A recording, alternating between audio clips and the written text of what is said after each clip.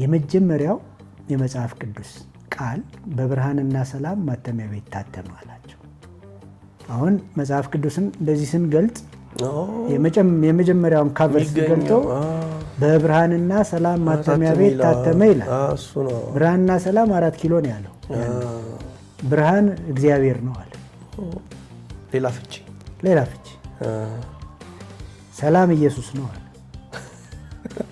ማተሚያው መንፈስ ቅዱስ ነው አለ። ኢቭን መጽሐፉ በጥቁር ካቨር መሆኑ ጥቁር ሽፋን ወደ ጨለማው ዓለም ቃሉን እግዚአብሔር እንደላከው ያሳያል። መጽሐፍ ቅዱስን ማንበብ የብዙዎቻችን ችግር ነው እና ደግሞ አንብቦም ደግሞ ለመረዳት ብዙ ሰዎች ይቸገራሉና መስመርን የሚያሳይ የሥነ መለኮት ባለሙያ ወይም ምሁር ያስፈልጋል ለቤተ ክርስቲያን ብዬ አስባለሁ።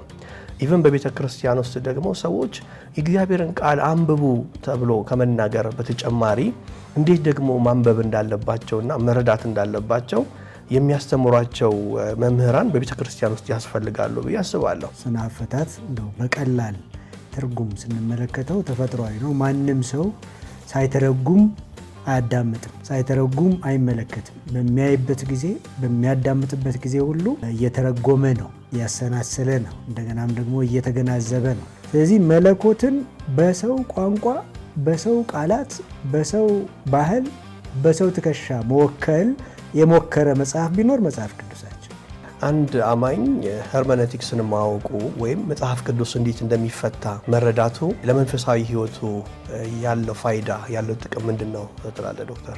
ከቁም ትርጉም እንጠበቅ። ትልቁ ያተረጓጎም ኃጢአት እሱ በቁሙ ነገሮችን ለመውሰድ መሞከር። አንዳንድ ጊዜ አንዳንድ ሰዎች በቀጥታ እንደነበረ ካልሆነ ብለው ሲታገሉ መንፈሳዊ ሆኑም ነው የሚመስላቸው። መጽሐፍ ቅዱስ ከሚለው ውጪ አይ ለኔ መንፈስ ቅዱስ ለብቻ የገለጠልኝ መገለጥ አለ ሲሉ እንሰማለን። እና እንዴት ነው መንፈስ ቅዱስንና የስነ አፈታትን አንድ ላይ አድርጎ ሰው መሄድ ያለበት? አንደኛ መንፈስ ቅዱስ ገለጠልኝ ለሚለው ነገር ምስክሩ ራሱ ግለሰቡ ብቻ ነው። በሌላ መንገድ ቬሪፋይ ሊደረግ አይችልም። መንፈስ ቅዱስ አይገልጥም ሳይሆን ምንድነው የሚገልጠው ነው። ከተጻፈው ቃል ውጪ ሰው ተገልጦለት ሌላ መጽሐፍ ሊጽፍልን በፍጹም ሌላ መጽሐፍ ቅዱስ ሊጽፍ አይችልም። ጌታ መንፈስ ቅዱስ በራእይ በህልም በትንቢት ሊናገረን ይችላል። መመዘኛው ግን ይሄው ቃል ራሱ ነው። ከዚህ ቃል ውጪ የሚገለጥ መገለጥ የለም። ይህንንም ቃል የሚያስረዳን የሚያስተምረን መንፈስ ቅዱስ ነው።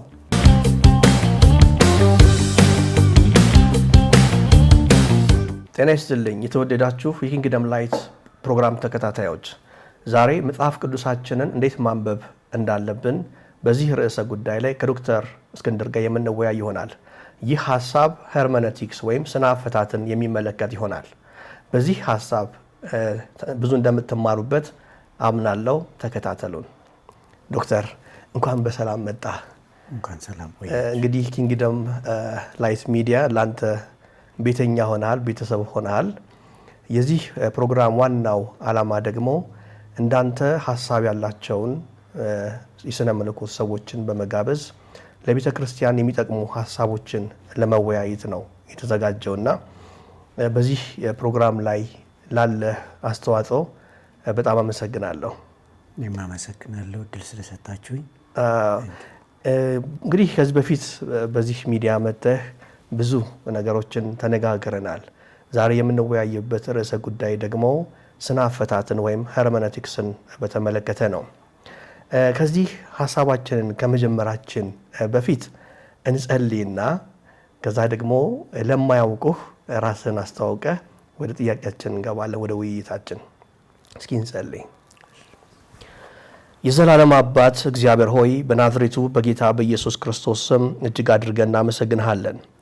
በነገር ሁሉ የምትረዳን የምታግዘን ከልጅነት ጀምሮ ያሳደግከን አምላካችንና አባታችን ሆይ በክርስቶስ ኢየሱስ ስም እጅግ አድርገን እናመሰግንሃለን። ዛሬ ደግሞ እድልን ሰጥተህን መጽሐፍ ቅዱስን እንዴት ማንበብ እንዴት መረዳት እንዳለብን ልታስተምረን እግዚአብሔር ሆይ በዚህ ርዕስ ደግሞ እንድንነጋገር ይህንን እድል ስለሰጠህን እጅግ አድርጌ አመሰግንሃለሁ። ጌታ ሆይ ደግሞ እኔንም ዶክተርንም ደግሞ እንድትረዳን ይህ ውይይት ደግሞ ለቤተ ክርስቲያን የሚጠቅም እንዲሆን በክርስቶስ ኢየሱስ ስም እኔ ጸልያለሁ። የሚሰሙት ደግሞ እግዚአብሔር ሆይ ከዚህ ውይይት እንዲያተርፉ ለሕይወታቸው የሚጠቅማቸውን ነገር ማግኘት እንዲችሉ ጌታ መንፈስ ቅዱስ እንድትረዳቸው ጸልያለሁ። ስለሰማን ተመስገን። በክርስቶስ ኢየሱስ ስም አሜን። ዶክተር እንግዲህ ለማያውቁ ሰዎች ዶክተር እስክንድር ማን ነው? የት ነው የሚሰራው? ምንድን ነው የሚሰራው? በስነ መለኮት ኤሪያ ያለ ኮንትሪቢዩሽን እና እውቀት ምን ይመስላል የሚለውን ነው ብትነግረን። እሺ፣ እስክንድር ታደሰ ወልደ ገብርኤል እባላለሁኝ። በነገረ መለኮት ዙሪያ የተለያዩ ትምህርት ቤቶች የመማር እድሉ ገጥሞኛል። የመጀመሪያ ፒኤችዲን የሰራሁት በነገረ መለኮት በነገረ ክርስቶስ ዙሪያ ነው። ከዚያም ደግሞ ሁለተኛውን በሄርሜኔቲክስ ኤሪያ ላይ ነው የሰራሁት። ስለዚህ ሄርሜኔቲክስ ሪሊጂየስ ላንጉዌጅ ጌምስ ኤሪያ ላይ ነው ኤምፋሲሱ የሰራሁበት ወረቀት። ስለዚህ ከትምህርት አንጻር እነዚህን መጥቀስ ይቻላል። ባለትዳር ነኝ። የሁለት ልጆች አባት ነኝ። በአፍሪካን ኢንስቲትዩት ፎር ኢንተርናሽናል ስታዲስ በዳይሬክተርነት እያገለገልኩ እገኛለሁኝ። በተለያዩ አብያተ ክርስቲያናት እንደዚሁም በሙሉ ወንጌል ቤተ ክርስቲያን በአባልነት የሙሉ ወንጌል ቤተ ክርስቲያን አባል ነኝ። አገልግሎቴ ግን ያው በተከፈቱ በሮች ሁሉ ጤናማ በሆኑ መድረኮች ለማገልገል ሞክራለሁ። ስነ መለኮትን መማር የሚፈልግ አንድ ሰው የት ያገኘሃል ዶክተር? የት ትገኛለህ? በአርኬ ክርስቲያን ሚዲያ ላይ ዘርዘር ያሉ ማብራሪያዎች ከነ አድራሻዎቻችን አሉ። ግን ቢሮአችን ሲኤምሲ ሚካኤል ፊት ለፊት ጋስት ሞል አጠገብ ያለች ናይል ፔትሮሊየም የምትል ማደያ እዚያ እንገኛለን። አንደኛ ፎቅ 9 ቁጥር ወይም 11 ቁጥር ላይ እንገኛለን። እዚያ ሊያገኙን ይችላሉ። በጣም አመሰግናለሁ ዶክተር። እንግዲህ ዛሬ ውይይታችን መጽሐፍ ቅዱስን በተመለከተ ነው። መጽሐፍ ቅዱስን ማንበብ የብዙዎቻችን ችግር ነው እና ደግሞ አንብቦም ደግሞ ለመረዳት ብዙ ሰዎች ይቸገራሉና መስመርን የሚያሳይ የስነ መለኮት ባለሙያ ወይም ምሁር ያስፈልጋል ለቤተ ክርስቲያን ብዬ አስባለሁ። ኢቨን በቤተ ክርስቲያን ውስጥ ደግሞ ሰዎች የእግዚአብሔርን ቃል አንብቡ ተብሎ ከመናገር በተጨማሪ እንዴት ደግሞ ማንበብ እንዳለባቸውና መረዳት እንዳለባቸው የሚያስተምሯቸው መምህራን በቤተ ክርስቲያን ውስጥ ያስፈልጋሉ ብዬ አስባለሁ። ለዚህም ነው ይሄ ፕሮግራም የተዘጋጀው የብዙዎቻችን ጥያቄ ስለሆነ መጽሐፍ ቅዱሱ በእጃችን አለ፣ እንገልጠዋለን፣ ሌላ ሀሳብ ውስጥ እንገባለን፣ ያነበብነውን ደግሞ አንረዳም እና ስለምንቸገር አንሳብም እና እንዴት ማንበብ እንዳለብን ማወቅ ያስፈልጋል ብዬ አስባለሁ። ለዚህ ነው የፕሮግራም የተዘጋጀው። ከዛ በፊት ግን ስነ አፈታት ስለሆነ የምንነጋገረው ስነ አፈታት የመጽሐፍ ቅዱስ ስነ አፈታት ምንድን ነው? እንዴት ነው ዲፋይን የሚደረገው? እንዴት ነው የሚገለጠው ስነ አፈታት? ጥሩ ጥያቄ ነው። ስነ አፈታት ከመጽሐፍ ቅዱስ አንጻር በሰፊው እናየዋለን። መጽሐፍ ቅዱስን እንዴት እንፍታ፣ እንዴት እንረዳ፣ እንዴት እናንብብ ስለሆነ ማለት ነው። ነገር ግን ስነ አፈታት ተፈጥሯዊ ነው። እያንዳንዱ ሰው አይኑን ሲገልጥ የሚያያቸውን ነገሮች አይምሮ ይመዘግባቸዋል። የመገናዘብ ሁኔታም አለ፣ እንደገናም ደግሞ የመተርጎም ሁኔታም አለ። ስለዚህ ተፈጥሯዊ ነገር መሆኑን ማሰቡ ጥሩ ነው። ስነ አፈታት እንደው በቀላል ትርጉም ስንመለከተው ተፈጥሯዊ ነው። ማንም ሰው ሳይተረጉም አያዳምጥም፣ ሳይተረጉም አይመለከትም። በሚያይበት ጊዜ፣ በሚያዳምጥበት ጊዜ ሁሉ እየተረጎመ ነው፣ እያሰናሰለ ነው፣ እንደገናም ደግሞ እየተገናዘበ ነው። ለምሳሌ አንድ ወቅት የሆነ ነገር ገጠመኝ። አንዲት የቆየ ነው አክቹዋሊ 30 ምናምን ዓመት ያልፈዋል። እኔ በምኖርበት አካባቢ መምህራን ኮሌጅ የሚባል አለና ከዚያ እየመጡ ተማሪዎች እኔ የምኖርበት ቤት ውስጥ የቤተሰቦች ቤት ውስጥ ይጸልያሉ እና በዚያ ሂደት ውስጥ አንዷ ተማሪ ይመስለኛል የቅርብ ጊዜ ክርስቲያን ነች እና አንዳንድ የመጽሐፍ ቅዱስ ክፍሎች ተጠቅሰው አንቺ መንፈስ ነሽ ተብላ ተነግሯታል። አምላክም ነሽ ተብላ ተነግሯታል። እኛ ጋር ደግሞ ስትመጣ እዛ ባለው የቅዱሳን ማህበር ውስጥ ደግሞ እየተማረችው ያለችው ነገር ትንሽ ከዚህ የተለየ ሆነባት። ከዛ ሲቸግራት ከኔ ጋር መነጋገር ነበረባትና ስንነጋገር እንደዚህ እኔ መንፈስ እንደሆንኩኝ አንድ ሰው ነገረኝ፣ እዚያው ትምህርት ቤት ውስጥ ኮሌጅ ውስጥ የነበረ ሰው እና ደግሞ መጽሐፍ ቅዱስ ጠቅሶም ነው የነገረኝ እና መጽሐፍ ቅዱስ ደግሞ ያው ባለስልጣን ስለሆነ ጥቅሱ ያንን እስካለ ድረስ አይደለሁም ማለት ነው ወይስ ነኝ ወይ የሚል አይነት ግርታ ውስጥ ገብታ ጥያቄዎቹን አቀረበችልኝ እና ምንድነው ያልኳት፣ አይ መተርጎም አለበት እኮ ምናልባት የሚመስል የሚጠጋጋ አንዳንድ ጥቅስ እዚህና እዛ ተበትኖ ስላለ ያንኑ ግንጥል አድርጎ ወስዶ ነኝ ነሽ የሚባል ነገር ይሰራል ማለት አንችልም ብዬ ነገርኳት። ከዛ ያስረዳኝ አለችኝ። አስረዳዋት፣ ማስረዳትን ያህል ማለት ነው። በዛን ጊዜ ነገረ መለኮት የመጀመሪያ ዲግሪን ጨርሻለሁኝ። ከዛ በኋላ እኔ ጋር ስትመጣ በእኔ ሳይድ ትሆናለች፣ ወደዚያ ስትሄድ ደግሞ በልጁ ሳይድ እና መጨረሻ ላይ ግራ ሲገባት ወንድማችንን ነው ይዛው የመጣችው እንደዛ ብሎ ያስተማራት ወንድም ማለት ነው። ከዛ በኋላ ያው መወያየት ጀመርን፣ ዳያሎግ እና ትንሽ ቺሊ የሆነ ክርክርም ቢጤ አይነት ነገር ተነጋገርን እና ከዛ በኋላ እየተነጋገርን አንድ ነገር እያስተዋልኩኝ ነው አለኝ እሱ። በጣም ትተረጉማለህ አለኝ። እኔ ግን አልተረጉምም አለኝ። እኔ በቁሙ ወስደዋለሁኝ። በቁም ትርጉሙ ነው እግዚአብሔር ቃል አለ ማለት ነው እንዳለ ወስደዋለሁ። ስለዚህ እንዳለ ወስደዋለሁኝ። ስለዚህ እናንተ መንፈስ ናችሁ ካለ አማልክት ናችሁ ካለ በቃ እንዳለ ወስደዋለሁኝ። እንደሱ ይላሉ ወይ ብዬ ጠየቅኩት ማለት ነው። አይ እሱማ አንተ ስለምተረጉመው ነው አለኝ። እስቲ በአግባቡ ሁለታችንም እናንብበው፣ አውዱንም እንመልከት። አንተ ለምትለው ይሄ ነገር ይደግፍ እንደሆነ ብዬ ስለው አይ በቃ እንግባባም ብሎኝ ሄደ ማለት ነው። ከመሄዱ በእርግጥ እኔ በፊት ምን ብዬዋለሁ፣ አንተም ራስህ እኮ ሳትተረጉም አይደለም የምትናገረው አልኩት። በቁሙም እንኳን ብትወስደው እየተረጎምከው ነው ያለው። ከትርጉም የሚያመልጥ ሰው የለም ተፈጥሯዊ ስለሆነ። እዚህ የመጀመሪያው ቀላል ትርጉም ምንድን ነው? ተፈጥሯዊ። አይናችንን ስንገልጥ፣ ማንኛውንም ድምፅ ስንሰማ፣ አይምሯችን ውስጥ የሚፈጠር መገናዘብ፣ እነዚህ ሁሉ ተደማምረው ትርጉም እንላቸዋለን። ይሄ እንግዲህ የመጀመሪያው ቀለል ያለው ትርጉም ነው። ነገር ግን ወሰብሰብ ወዳለ ትንሽ ኦተንቲክ ወደሆነ ትንሽ ሳይንሳዊ ወደሆነ አይነት ትርጉም ደግሞ ስናመጣው የዚህ የተግባቦት ጉዳይ ነው። የኢንቴሊጀቢሊቲ አንኢንቴሊጀቢሊቲ የምንለው ጉዳይ ነው። አሁን መጽሐፍ ቅዱሳችን ስለማን ነው የሚናገረው ብለን ስንል ስለ እግዚአብሔር ነው የሚናገረው አይደለም። ስለ ሰውም ነው የሚናገረው። ስለ ሰውና ስለ እግዚአብሔር ተግባቦትም ነው የሚናገረው።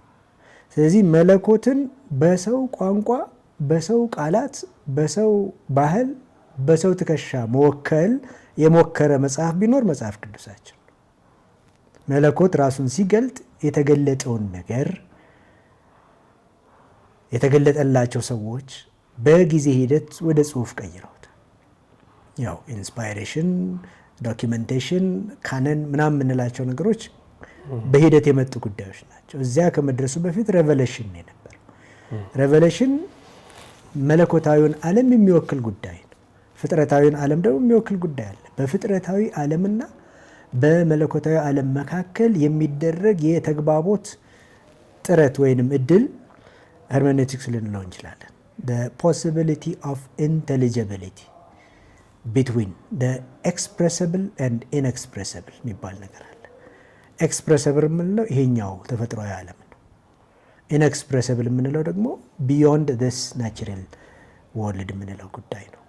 ኤክስፕሬስ ለማድረግ የሚያስቸግር አሁን የረቂቁን ዓለም ሁኔታ ከመገመት ውጪ ይሄ ነው ማለት አንችልም።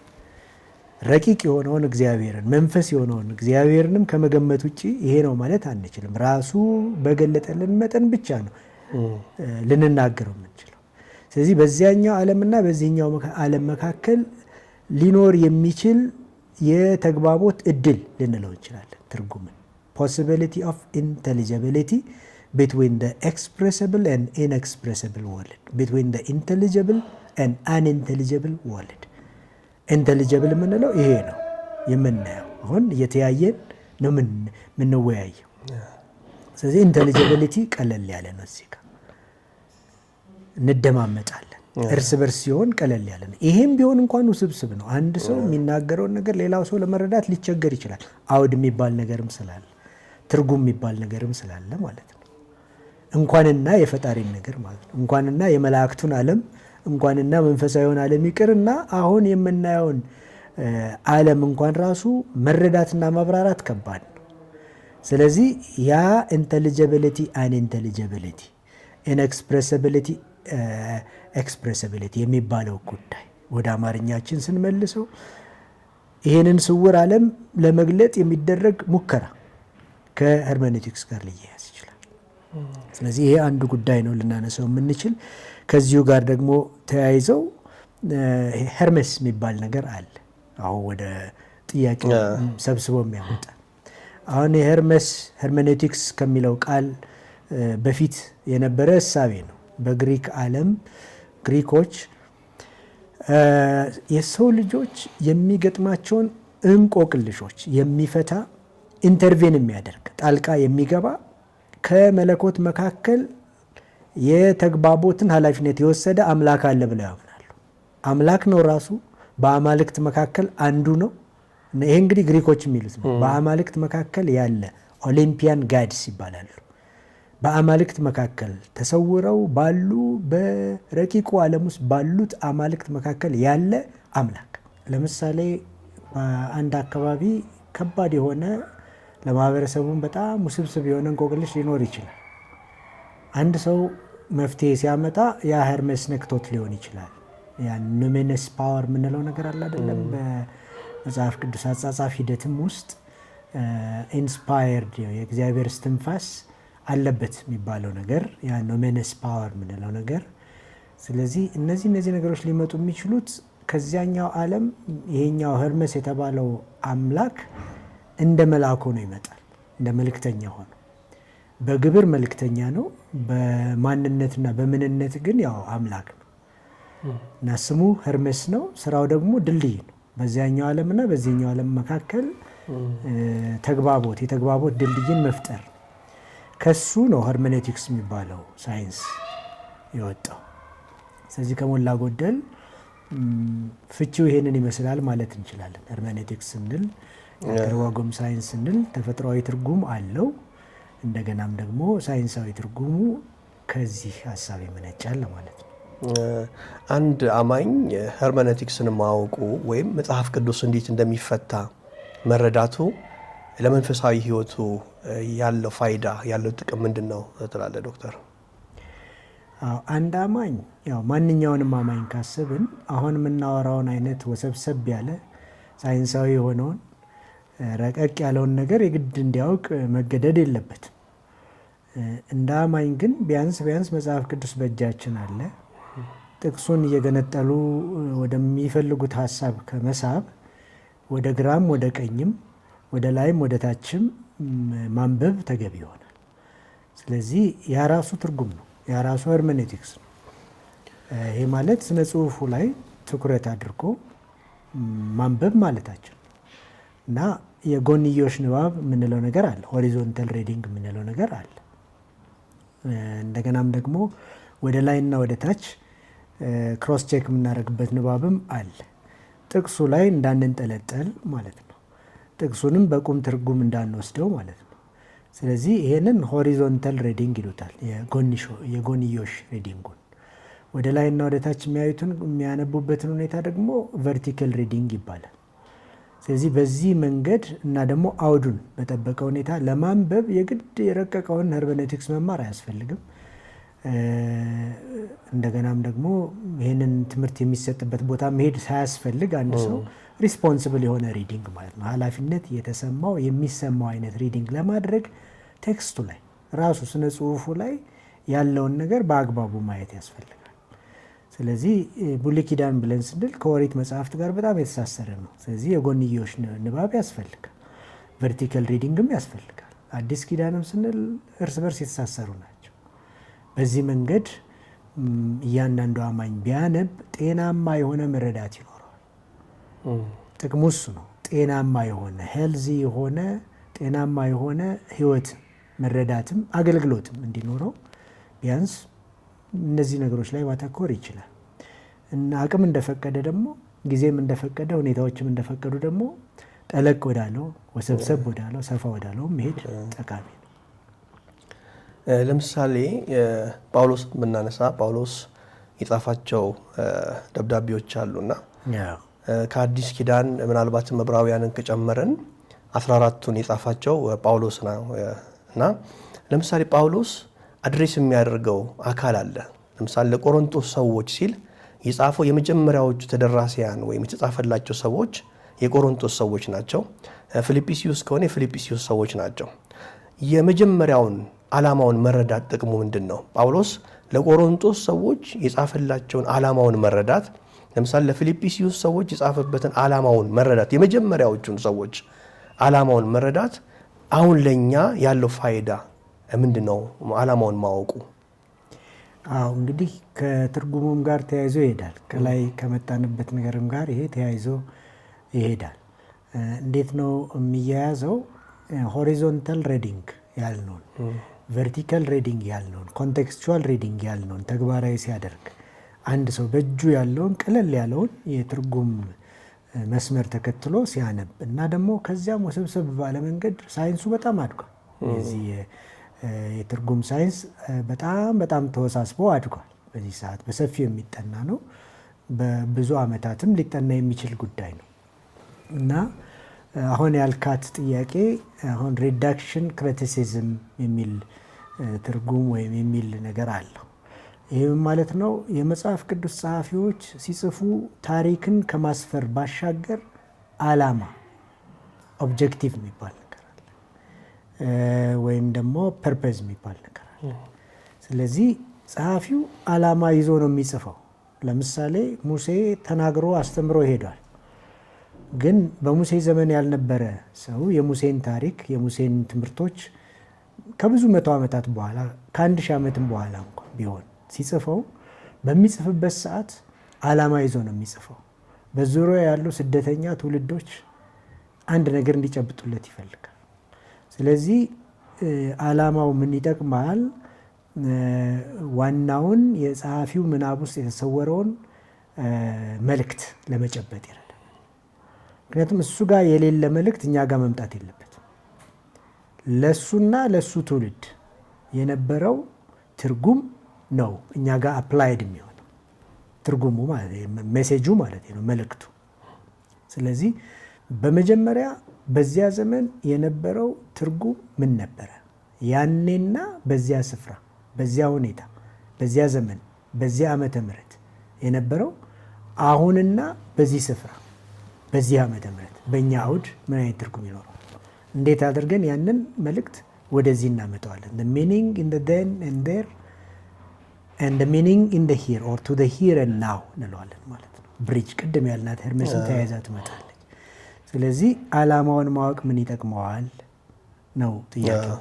ስለዚህ ዓላማ የምንለው ጉዳይ ነው። ይሄ ሪዳክሽናል ሪዲንግ፣ ሪዳክሽን ክሪቲሲዝም ይሉታል። ዓላማ የሚባለው እሱ ነው። በጸሐፊው ምናብ ውስጥ የነበረው ለትውልዱ እንዲተላለፍ የተፈለገ መልእክት ምንድን ነው የሚለውን መጀመሪያ መጨበጥ። ይሄ የትርጉም መርህ ነው።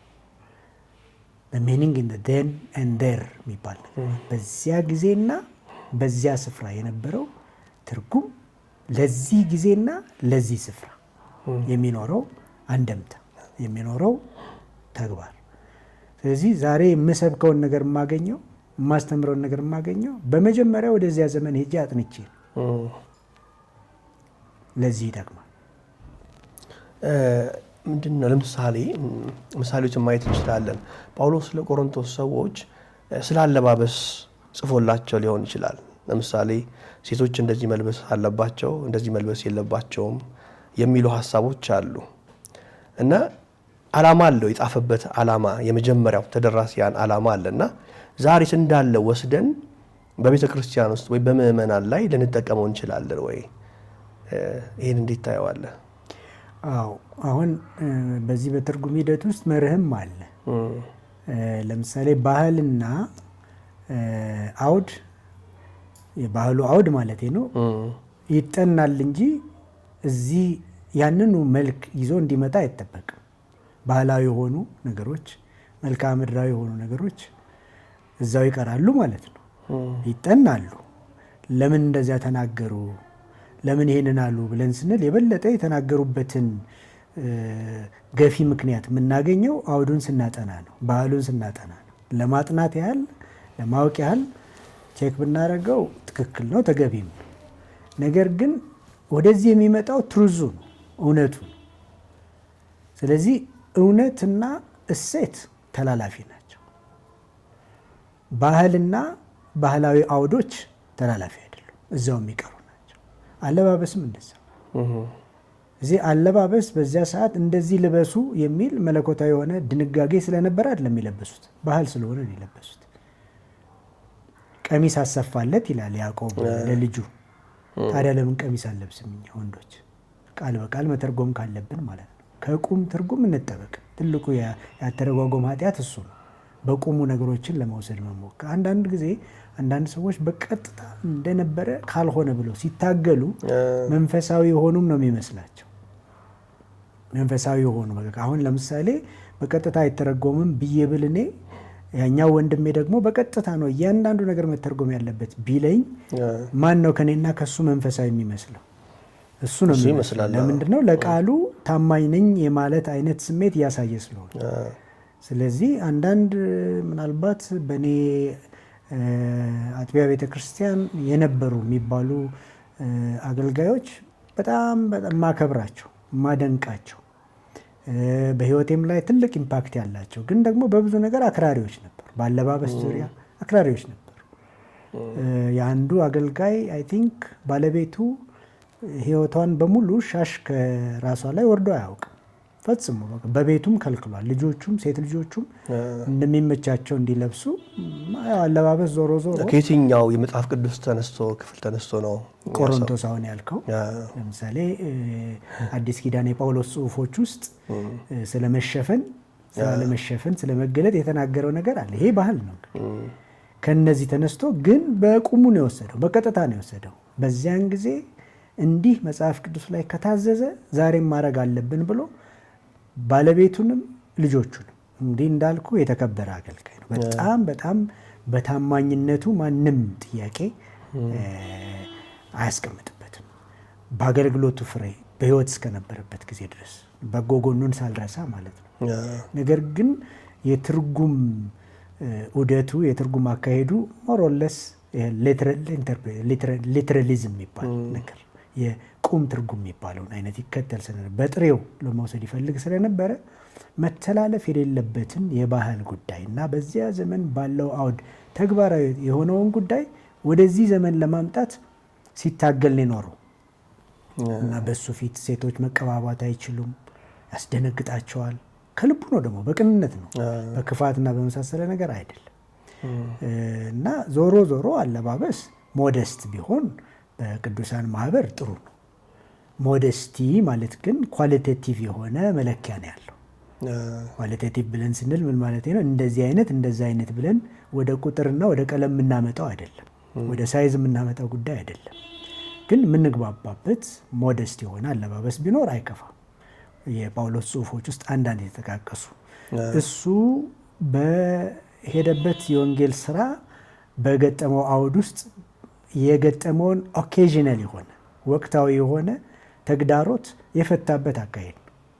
ለህይወት ዘመን ለዘላለም ፕሪንሲፕል መርህ አድርጎ አልሰጠው አውራቦ። ስለዚህ ባህላዊና አውዳዊ የሆኑ ነገሮችን እዛው እንተዋቸውና የእሴትና የእውነት ጉዳዮችን ግን ወደዚህ እናመጣቸዋለን። ገዢ ናቸው፣ እነሱ አይሻሩ። ዛሬም ተግባራዊ መደረግ አለባቸው። ዛሬም አፕላይድ የሚሆኑት እነሱ ናቸው። ስለዚህ የትኞቹ ይተላለፋሉ፣ የትኞቹ አይተላለፉ የሚለውንም መለየት ያስፈልጋል። እሴትና እውነት አይሻር፣ ይገዛል ዛሬም። ቀጣይ ጥያቄ ምስ ነው። በመጽሐፍ ቅዱስ የማይሻር የማይለወጥ የትኞቹ ናቸው? ምን አይነት ሀሳቦች ናቸው? እንደ በምሳሌ አንስተህ እንደዚህ ያሉት ሀሳቦች የማይሻሩ የማይቀየሩ ናቸው። ደግሞ ልክ እንደዚህ እንዳለባበስ ያሉ ከባህል ጋር ከቴክኖሎጂ ጋር የሚመጡ ሀሳብ እንድንቀይር የሚያደርጉን ጉዳዮች አሉና እነሱ ላይ እንደው ትንሽ ብትናገር። አዎ፣ አሁን ከእሴት ጋር የተያያዙ ጉዳዮችን ለምሳሌ እናንሳ። ሙሴ የእሴት ጉዳዮችን በሕግ መልኩ ተንትኗቸዋል። አትግደል፣ አትስረቅ፣ አታመንዝር፣ አትመኝ፣ የራሴ ያልሆነውን ነገር ፈጽሞ አትመኝ ያልሰራህበትን ያለፋበትን አይነት ነገር ዝርዝሮች አሉ። አሁን እነዚህ ቀጥታ ናቸው፣ እውነትም ናቸው፣ ገዢም ናቸው። በተጨማሪ ደግሞ ተላላፊም ናቸው። ወደዚህም ዘመን የሚመጡ ጉዳዮች ናቸው። ክርስቶስ ኢየሱስም እንዲህ እንደተባለ ሰምታችኋል ብሏል። እኔ ግን እላችኋለሁ ብሎ የተናገራቸው የእሴት ዝርዝሮች አሉ። ከማቴዎስ ወንጌል ምዕራፍ 5 ምዕራፍ 6 ምዕራፍ 7 ድረስ ያለው ትንታኔ የእሴት ጉዳይ ነው። እንዲህ እንደተባለ ሰምታችኋል ብሎ ሲል ወደኋላ ሄዶ የሐሙራቢን ኮድ ኮት እያደረገ ከዚያም አልፎ የሙሴን ኮድ ኮት እያደረገ እንደተባለ ሰምታችኋል ሲል ሙሴ እንዳለ ሰምታችኋል ያላለበት የራሱ ምክንያት አለው። ለምን ሙሴ ብቻ አይደለም ያንን ነገር ያለው። በዓለም ላይ በዚያን ጊዜ በነበረው በሩቅ ምስራቅ፣ በመካከለኛው ምስራቅ ኤንሸንት ኔሪስት በሚባለው አካባቢ እነዚህ የህግ መርሆች ተግባራዊ ይደረጉ ስለነበረ በዚያ ደግሞ ለረጅም ዘመን ትውልዶች ይመሩበት ስለነበረ አልፎ ክርስቶስ ኢየሱስ በመጣበት ጊዜ እሱም ራሱ መርህ ሰጪ ነው የሆነው። እዚህ መርህ ሲሰጥ እሴት ነው የሰጠው። ያ እሴት የማይሻር ነው። እንደ ምሳሌ ነው አሁን የሙሴንና የክርስቶስን መርህ ብዬ ፒክ ያደረግኳቸው። ግን እነዚህ ብቻ ደግሞ የአስተምሮ ጉዳዮች አሉ። እነዚህ ብቻ አይደሉም። አስተምሮ የምንለው ጉዳይ አለ። ብሉይ ኪዳን ሙሉውን ስናነበው እኮ ትምህርት ነው ውስጡ ያለው አይደለም? ትምህርት፣ ተግሳጽ፣ ምክር ነው። ልብን የሚያቀና ነገር ነው ያለው እንጂ ጠቅላላ ይተላለፍ ብለን ካለን ብሉይ ኪዳን የቂም መጽሐፍም ነው፣ የበቀል መጽሐፍም ነው፣ የጦርነት መጽሐፍም ነው። ኪዳኑ አይደለም። ኪዳኑ ሳይሆን ኪዳኑን የከበበው ታሪክ ማለት ነው። ኪዳኑን የከበበ የታሪክ ጫካ የምንለዋል፣ የናሬቲቭ ጃንግል የምንለው ነገር አለ። ያ ማለት እንደ አውድ ነው፣ እውነቱን የተሸከመ አስተምሮን የተሸከመ ነገር እንጂ ራሱ ጉዳዩ አይደለም። ስለዚህ እነሱ ጉዳዮች የማይተላለፉ ናቸው። ወደ አዲስ ኪዳንም ስንመጣ እንደዛ ነው። አስተምሮ የምንለውም አለ። ከእሴትም ባሻገር የክርስቶስ ኢየሱስ ሰውነት የምንለው ሰው ሆኖ የኖራቸው ያስተማራቸው ያደረጋቸው ጉዳዮች በሙሉ ከዛ ውስጥ የሚጨመቁ ትምህርቶች እስከ መሰቀሉ ድረስ ያለው ቁም ነገር ወይንም ምስጢር፣ ከዚያም በኋላ ደግሞ እንደገና ሐዋርያት ተከትለው ያስተማሯቸው ጉዳዮች። ስለዚህ በቀላል ቋንቋ አስተምህሮ መጽሐፍ ቅዱሳዊ የሆነ ከብሉይ ኪዳንም ከአዲስ ኪዳንም፣ እሴት መጽሐፍ ቅዱሳዊ የሆነ ከብሉይ ኪዳንም ከአዲስ ኪዳንም፣ እነዚህ ነገሮች በሙሉ እስከኛ ዘመን ድረስ ከኛም ዘመን በኋላ ዓለም እስከምትፈጸም ድረስ የሚገዙ ናቸው፣ በአግባቡ ተተርጉመው ማለት ነው። ነገር ግን እነዚህ አስተምሮች የተሰጡበት አውድ ባህላዊ የሆነ አውድ፣ የቋንቋም አውድ በአጠቃላይ የምንላቸው ነገሮች ደግሞ እዚያው የሚቀሩ ናቸው። የግድ ወደዚህ መምጣት ያለባቸው ጉዳዮች አይደሉም። ስለዚህ በዚህ መልኩ ብናየው የተሻለ ይሆናል ብዬ አስባለሁ። አውድን በተመለከተ ለምሳሌ አንድ ሰው አንድ ምዕራፍ ሙሉን ሳያነብ በመሃል አንድ የሚፈልጋትን ጥቅስ ብቻ ቆርጦ ከላይ ያለውን ሀሳብ በመተው ለራሱ እንደሚመቸው አድርጎ ፍቺ ሊሰጠው ይችላል እና እስኪ አውዳዊ ፍቺ ምን ማለት እንደሆነና ሰዎች እንዴት ነው ማንበብ ያለባቸው? ምክንያቱም ያችን ገንጥሎ ብቻ ሳይሆን ይሄኛው ሀሳብ ከላይኛው ሀሳብ ጋር የሚገናኝ እንደሆነ መረዳት ያለባቸው ስለሆነ እስኪ ሀሳብ አውዳዊ ፍቺ ላይ እስኪ እንደው ዶክተር ብትናገር። አውድ ስንል ቀለል ያለም ወሰብሰብ ያለም ጉዳይ ነው። ቀላል ነው ብለን ስንል ቅድም እንዳልነው የጎንዮሽ ንባብ የሚፈልግ ጉዳይ ነው። ለምሳሌ ማቴዎስ ወንጌል ምዕራፍ 5 ላይ ኖት ምዕራፍ 5 ማቴዎስ ወንጌል ምዕራፍ 16 ይመስለኛል ክርስቶስ ኢየሱስ ደቀ መዛሙርቱን ሰዎች የሰውን ልጅ ማን ይሉታል ብሎ ጠየቀ። ከዚያ በኋላ ያው የተሰጠው ምላሽ እንደተሰጠና ያ ነገር በማቴዎስ እንደተዘገበ እናውቃለን። አሁን ክርስቶስ ኢየሱስ ጥያቄውን እንደጠየቀ ከዚያ በኋላ ደግሞ ደቀ መዛሙርቱ ምላሽ እንደሰጡ ከዚያ ደግሞ ይሄ ነገር ቆይቶ እንደተጻፈ ቆይቶ ማቴዎስ እንደጻፈው ነው የምናየው። አሁን ማቴዎስ ይህንን የጻፈበትን ዝርዝር ስንመለከተውና ይህንኑ ጉዳይ ማለት ነው ይህንኑ ጥያቄ ማርቆስ ሰምቶ ማርቆስ የዘረዘረበትን ስናየው ይለያያል። የጎንዮሽ ንባብ ማለት ይሄ ነው። ከማቴዎስ እስከ ማርቆስ እስከ ሉቃስ መሄድ ያስፈልጋል። ለምን በአንድ ርዕስ ላይ የጻፉትን ሰዎች ያችን አሁን አንዷን አሁን ማቴዎስ 16-18 አካባቢ አለችው። ማርቆስ ምዕራፍ 8-21 እስከ 28 ድረስ ያለው፣ ሉቃስም ላይ ያለው ጥያቄው አንድ ነው። ጠያቂውም አንድ ነው። ክርስቶስ ኢየሱስ ነው የጠየቀው። ጥያቄውም አንድ ነው። ክርስቶስ ኢየሱስ አገልግሎቶቹን እያደረገ መጥቶ አንድ ምዕራፍ ላይ ምዕራፍ 8 አካባቢ ማርቆስን ብንወስድ ቆም ብሎ ሰዎች የሰውን ልጅ ማን ይሉታል ብሎ ጠየቃቸው። እስከ ምዕራፍ 7 ድረስ እስከ ምዕራፍ 8 ቁጥር 21 ድረስ ያለው ታሪክ ኮምፕሊትሊ ሌላ ነው። ጽሁፉ ራሱ ከ8 በኋላ ሌላ ገጽታ ነው የሚይዘው። ሰዎች የሰውን ልጅ ማን ይሉታል ብሎ ላነሳው ጥያቄ እና ለተከታይ ጉዳዮች መሰረት የሚሆንን ነገር ነው ፒክ አድርጎ እየጠየቃቸው ያለው። ግን ወደ ዝርዝሩና ወደ ሜሴጁ ሳንገባ የማርቆስ ዘገባና የማቴዎስ ዘገባ ለምን ተለያዩ? ማቴዎስ በዝርዝሩ ውስጥ ጴጥሮስን በጣም ያጎላው ይመስላል። ጴጥሮስ ከመለሰው ምላሽ ተነስቶ አንተ ጴጥሮስ ነህ፣ በዚህች ዓለት ላይ ቤተክርስቲያኔን እሰራለሁ፣ የገሃነም ደጆች አይችሏትም፣ የምትከፍተው ይከፈታል፣ የምትዘጋው ይዘጋል፣ እንደዚህና እንደዚህ ብሎ የሰማይ አባቴን የገለጠልህ ስጋና ደም አልገለጠልህም ብሎ ሲለው ጴጥሮስ ጎልቶ ወጣ። ሰዎች የሰውን ልጅ ማን ይሉታል የሚል ጥያቄ ተጠይቆ የሰው ልጅ ተረስቶ የጴጥሮስ ጉዳይ ሲተነተን እናየዋለን። ይኸው ጥያቄ በማርቆስ ውስጥ ስናየው ደግሞ ማርቆስ ትከፍታለህ፣ ትዘጋለህ፣ ሰማይ ምድር ምናምን የሚባሉ ዲቴይሎችን ትቶ ቀጥታ የጴጥሮስን መልስ ይይዝና አልፎ ሄዶ የሰው ልጅ ሊሰቀል፣ ሊጠላ፣ ሊሰደድ፣ ሊከሰስ እንደሆነ ወደ መስቀሉ እንደሚሄድ። ስለዚህ ማርቆስ ወዴት አቅጣጫ ነው ይዞት እየሄደ ያለው መልእክቱን? ማቴዎስ ደግሞ የጎንዮሽ ንባብ የሚያስፈልገን ለዚህ ነው። ማቴዎስ ላይ ብቻ እንዳናር እንደ ምሳሌ ነው እኔ ያነሳሁት።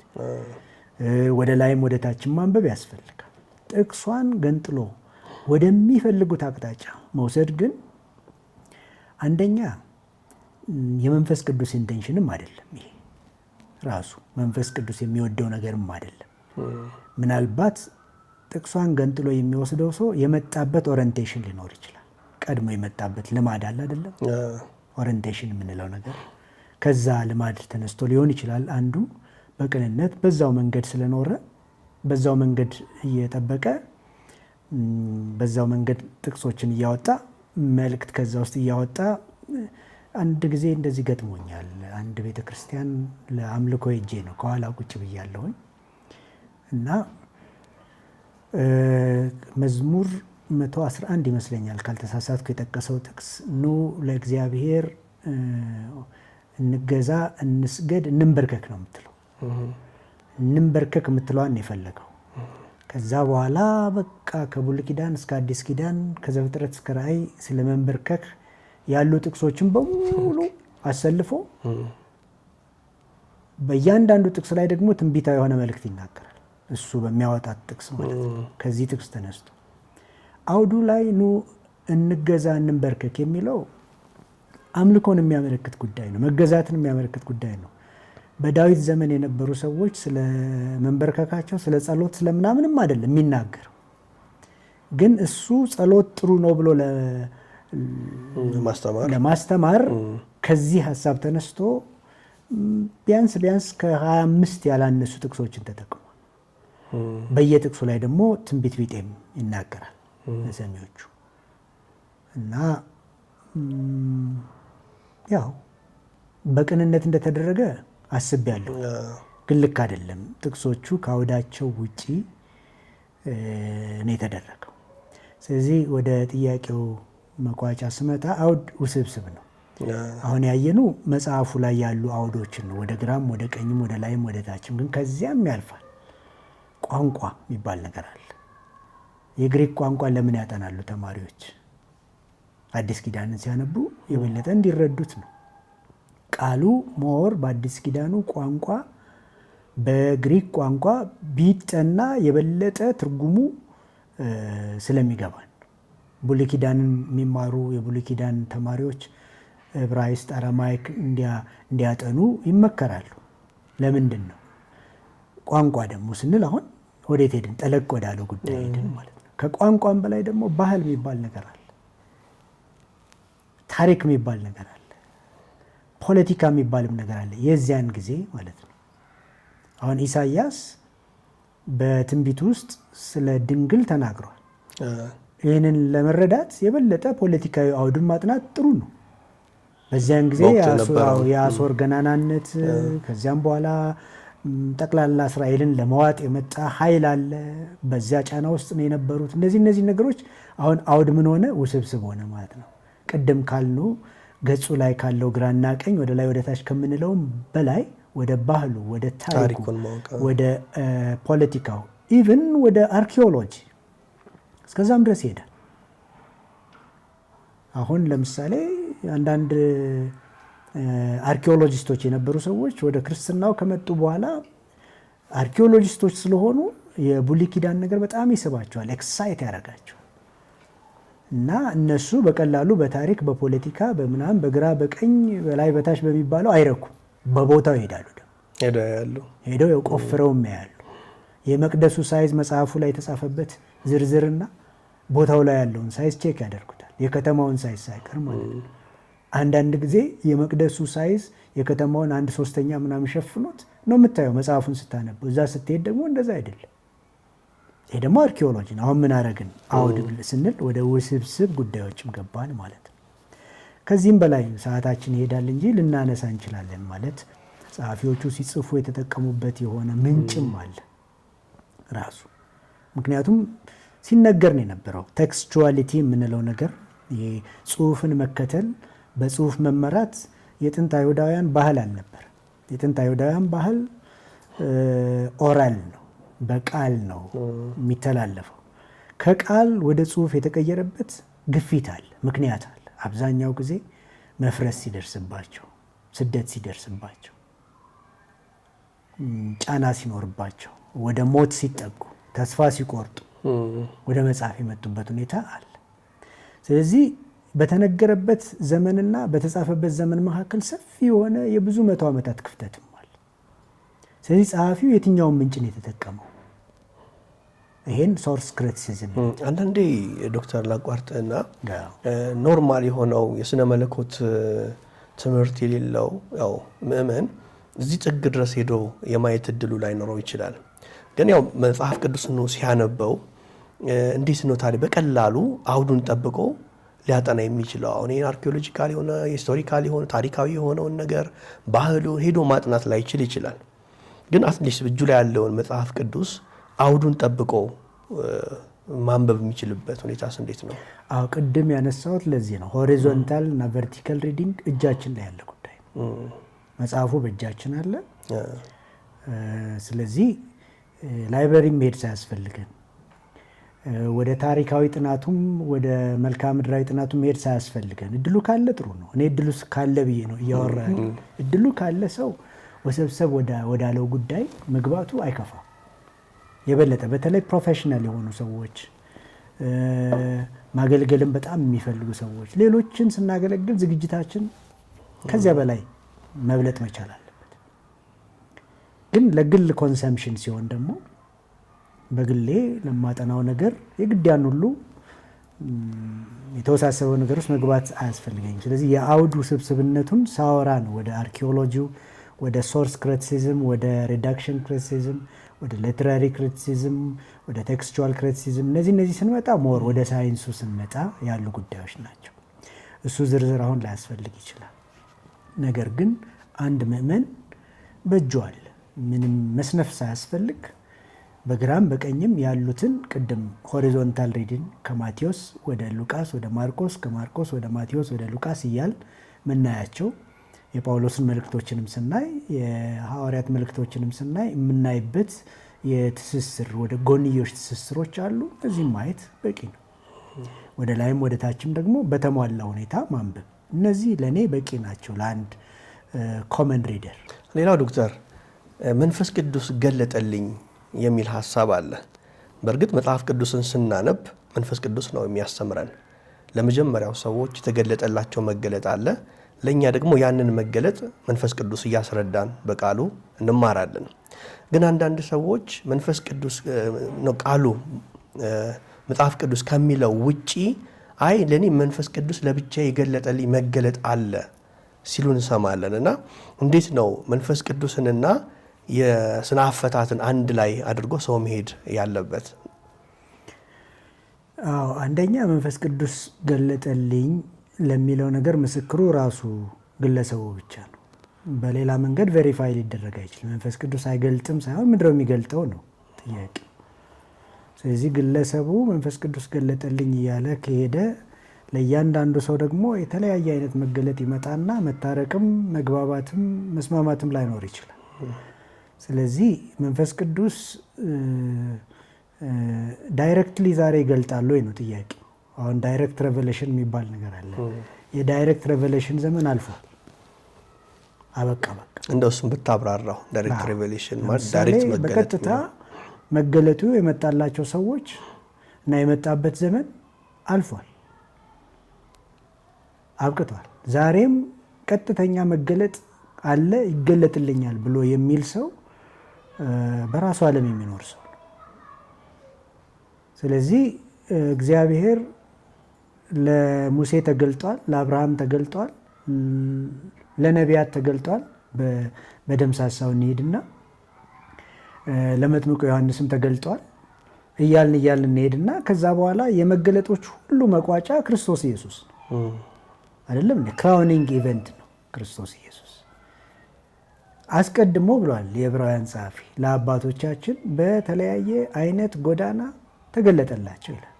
እንግዲህ ይህን ሲናገር ምን ማለት ነው? መንፈስ ቅዱስ ቀድሞ ይገልጥ እና ይገለጥ የነበረበትን ነገር ሪፈር እያደረገ ነው ያለው።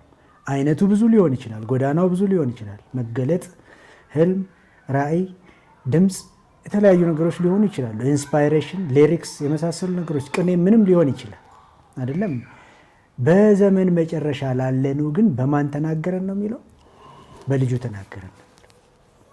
ስለዚህ የእነዚያ ሁሉ መገለጫዎች የመቋጫ ቀጥተኛ የሆነ መገለጥ ራሱ ክርስቶስ ኢየሱስ ነው። ይሄ ደግሞ ወደ ምን ተቀይሯል? በሂደት ወደ ቴክስት ተቀይሯል፣ ወደ ጽሁፍ ተቀይሯል፣ ወደ መጽሐፍ ተቀይሯል። ስለዚህ መንፈስ ቅዱስ ገለጠልኝ የሚለው ሰው ኦልሬዲ የተጻፈውን ጽሁፍ ነው እየገለጠለት ያለው። የተጻፈውን ጽሁፍ በአግባቡ እንዲያነብና በአውዱ መሰረት እንዲረዳ ነው እየገለጠው ያለው ወይስ የራሱን ስሜት ነው፣ የራሱን ፍላጎት ነው? የተወሰነ ምሳሌ አሁን ብናገር አንድ ሰው በአንድ ወቅት እኔ በቦታው አልነበርኩም፣ የመጽሐፍ ቅዱስ የመጀመሪያው ቃል ምንድን ነው ብሎ ጠየቀ ይባላል። ጉባኤው መለሱለት፣ የመጀመሪያው የመጽሐፍ ቅዱስ ቃል በመጀመሪያ የሚል ነው አሉት። ኤክስ ናቸው አላቸው። ጉባኤን ኤክስ ማለት ራሱ ከባድ እኮ ነው። ጉባኤ መከበር አለበት ከእግዚአብሔር ቀጥሎ። መድረክ ላይ ስንቆም ሁሉ በቁጥጥራችን ስር የወደቀ እንዳይመስለን ማለት ነው። ጉባኤ ክብር አለው። ስለዚህ ኤክስ አላቸው።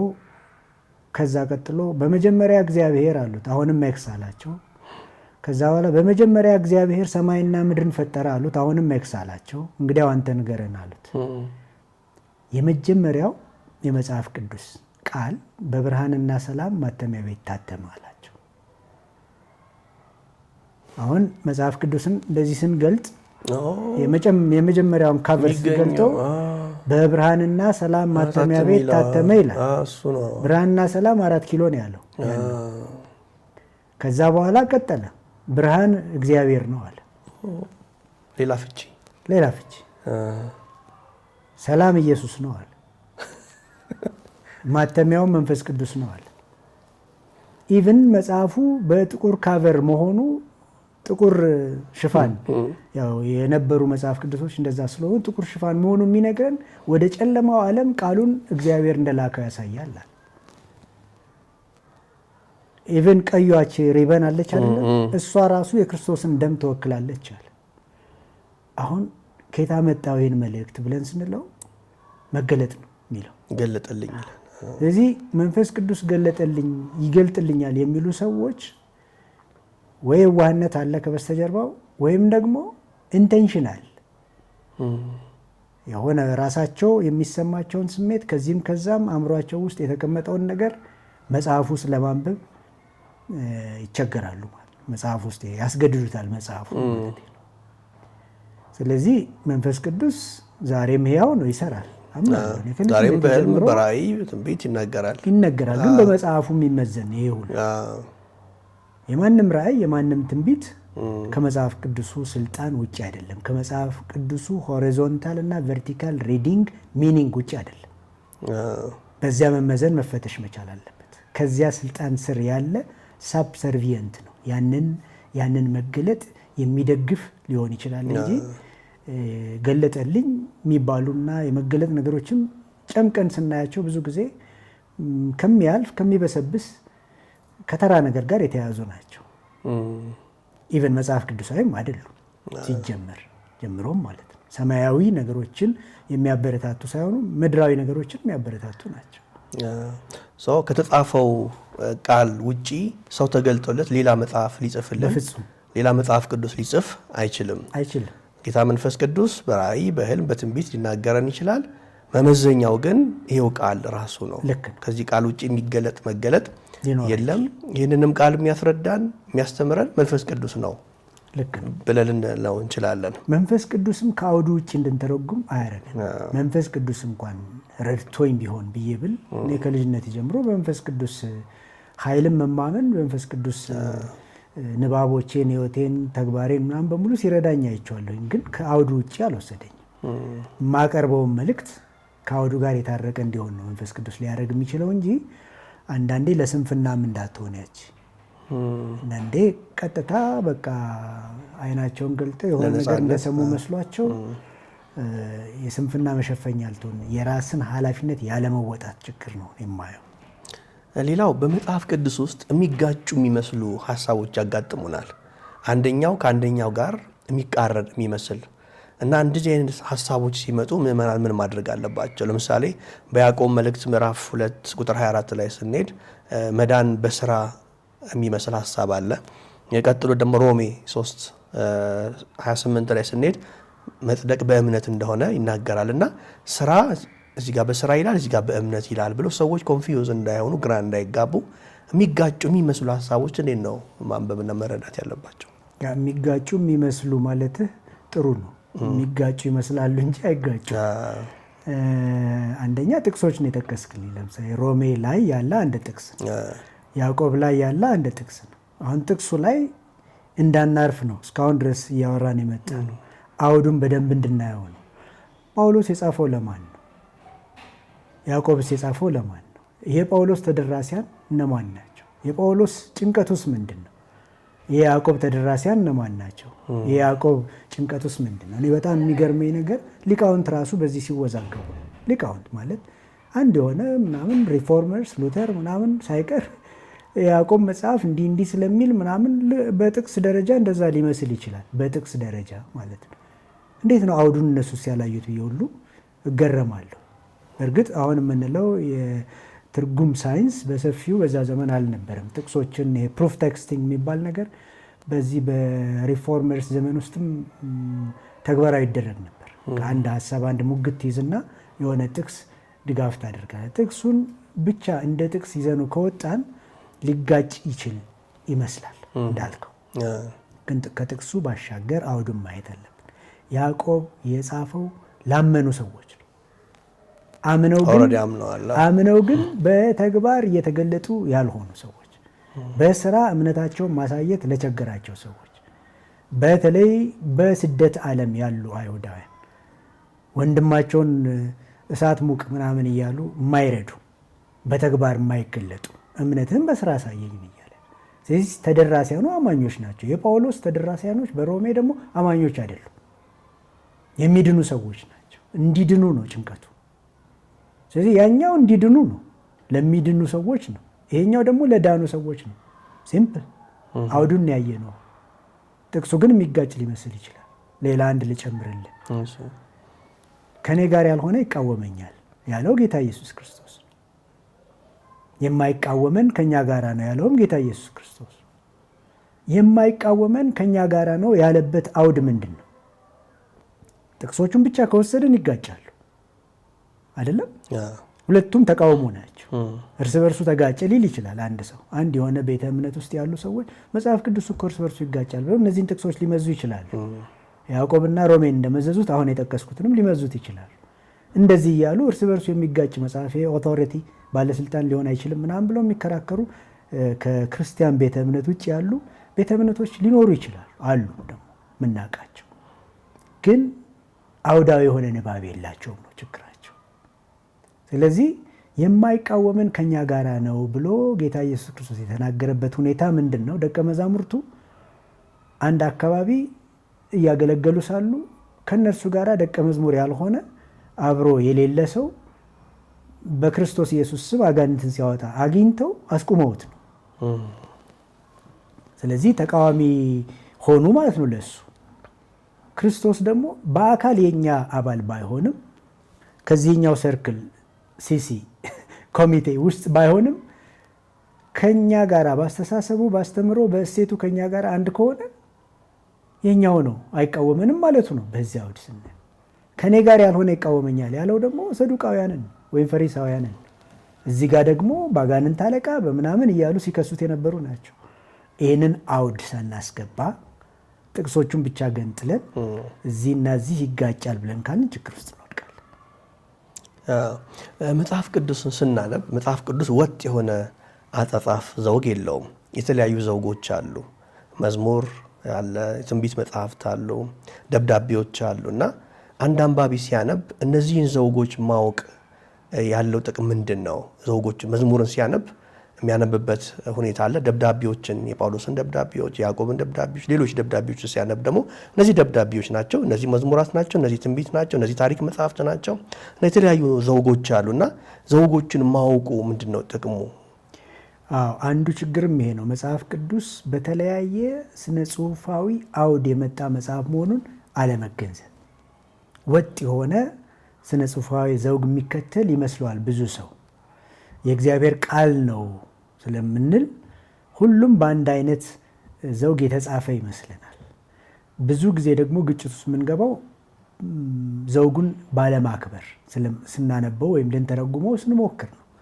ለምሳሌ የዘፍጥረት መጽሐፍ የመጀመሪያዎቹ 11 ምዕራፎች በጣም ለመረዳት አስቸጋሪ ናቸው አይደለም? እንደ ምሳሌ አንዳንዱን ፒክ ብናደርግ የሰው ልጆችና የእግዚአብሔር ልጆች ተጋቡና ከነርሱ የተወለዱት ደግሞ ነፊሊምስ ተባሉ። ጊያንትስ በጣም የገዘፉና ልዩ ፍጡራን አይነት ነገር ሆኑ። አሁን ቃል በቃል ስናየው የሰው ልጆችና የእግዚአብሔር ልጆች ከተባለ የእግዚአብሔር ልጆች መላእክት ሊሆኑ ነው። የሰው ልጆች ከተባለ ደግሞ ሰው ሊሆን ነው። ሰውና መላእክት ኢንተርኮርስ እንደነበራቸው፣ ጾታዊ ግንኙነት እንደነበራቸው የሚጠቁም የሚመስልበት ሁኔታም አለ ስናየው። ምክንያቱም በአብርሃም ድንኳን ወይም በድንኳኑ ደጃፍ ተቀምጦ ሰዎች ሲያልፉ ባካችሁ ግቡ ብሎ እግራቸውን አጥቦ ምግብ አቅርቦላቸው እንጀራ ቆርሶ የመሳሰለውን ነገር አድርጎ አውግተውት ብዙ ሰዓት አብረው አሳልፈው ሲወጡ ግን መላእክት ሆኑ። ሲወጡ እንደውም ጭራሽ እግዚአብሔር ሆነ። ከወዳጄ ከአብርሃም ሰውረዋለ እንዴ ምናምን ብሎ ሰዶም እንደምትጠፋ ያናገረው አሁን ሰዎች፣ አሁን ደግሞ መላእክት፣ አሁን እግዚአብሔር አይነት ነገር ነው የምናየው። ይህን ሁኔታ በስሱ ከወሰድነው ጥንት መላእክት፣ የመላእክት ሰፈርና የሰው ሰፈር አንድ ነበር ይባላል። ተቀላቅለው ይኖሩ ነበር። በሎጥ ቤትም የሆነው እንደሱ። በቤቴ የገቡትን ሰዎች እንድንደርስባቸው አውጣለን ሲሉት ለየት ያለ መልክ ያላቸው እንድንደርስባቸው ማለት ዞሮ ዞሮ ያው ጾታዊ ግንኙነት ማለት ነው። የራሳቸውን ጨርሰው እንደገና ደግሞ ይሄንን ነገር እንደተመኙ እንመለከታለን። ግን ማናቸው እዚያ ቤት ውስጥ የገቡት? ሰዎች የሚመስሉ መላእክትም ሰዎችም አይነት ነገር። እሺ ዶክተር፣ በመጨረሻ እንደ ማጠቃለያ ሀሳቡ ሰፊ ነው። የመጽሐፍ ቅዱስ ፍቺን በተመለከተ ብናወራ የሚያልቅ አይደለም። ግን እንደው ለተመልካች የተወሰነ ሀሳብ ለመስጠት ያህል የተዘጋጀ ፕሮግራም ነው። በዚህም ፕሮግራም ብዙ እንዳተረፉ ብዙ እንደተማሩ አምናለሁ። ግን እንደማጠቃለያ እንደው መጽሐፍ ቅዱስን አፈታት ያልተናገርከው ነገር ካለ የምትናገረው ነገር ካለ እንደማጠቃለያ። ሰፊ ነገር ነው። እንግዲህ ባጭሩ ምን ብለናል? ትርጉም ተፈጥሯዊ ነው። ትርጉም ቀለል ባለመልኩ ደግሞ የጎንዮሽና ወደ ላይና ወደ ታች አውዱንም አተኩረን ልናየው ይገባናል ማለት እንችላለን። ሳይንሳዊ ወደሆነ ከሄድን ደግሞ ሰፋ ያሉ ቅድም ያነሳናቸው የሄርሜስ ጉዳይ አለ፣ ብሪጅ የሚባለው በዚያና በዚህ ዓለም። ስለዚህ ሄርሜኔቲክስ የወጣውም ከዛ ነው ተባብለናል። ከዚህ ጋር ደግሞ አያይዘን ሳይንሱ እያደገ መጥቷል፣ እየሰፋም መጥቷል፣ ወሰብሰብ እያለም መጥቷል። ቅድም ያልናቸው ቱልስ አሉ፣ መፍቻዎች አሉ፣ ቁልፎች ፓስ ኮድስ አሉ። መጨረሻም ደግሞ አሁን ያነሳነው ጉዳይ አለ፣ የስነ ጽሁፍ ዘውጉን በደንብ ማጤን ያስፈልጋል። ዶክተር እስክንድር ወደ ኪንግደም ሚዲያ ላይት ሚዲያ መጥተህ እግዚአብሔር በውስጥህ ያስቀመጠውን ጸጋ ስላካፈልከን ጌታ ኢየሱስ ይባርክህ። በጣም አመሰግናለሁ። የተወደዳችሁ ተመልካቾቻችን ከዶክተር እስክንድር ጋር የነበረን ቆይታ ይህንን ይመስላል። መጽሐፍ ቅዱሳችንን እንዴት ማንበብ እንዳለብን፣ እንዴት መረዳት እና መፍታት እንዳለብን ከዶክተር ብዙ እንደተማራችሁ አምናለሁ። ስለተከታተላችሁን ጌታ ኢየሱስ ይባርካችሁ። ተባረኩ። ኪንግደም ላይት ሚኒስትሪ የተለያዩ መንፈሳዊ ሐሳቦችን ይዞ ወደ እናንተ መጥቷል። መጽሐፍ ቅዱሳዊ የሆኑ ሐሳቦችን፣ ትምህርቶችንና የወንጌል ስብከቶችን ወደ እናንተ የምናደርስ ይሆናል። የዩቲዩብ አካውንታችንን ላይክ፣ ሼር፣ ሰብስክራይብ ማድረግን አትዘንጉ። ኢየሱስ ክርስቶስን እንደ ግል አዳኝዎ ለመቀበል ከወሰኑ የሚከተለውን ጸሎት ከኔ ጋር ይጸልዩ።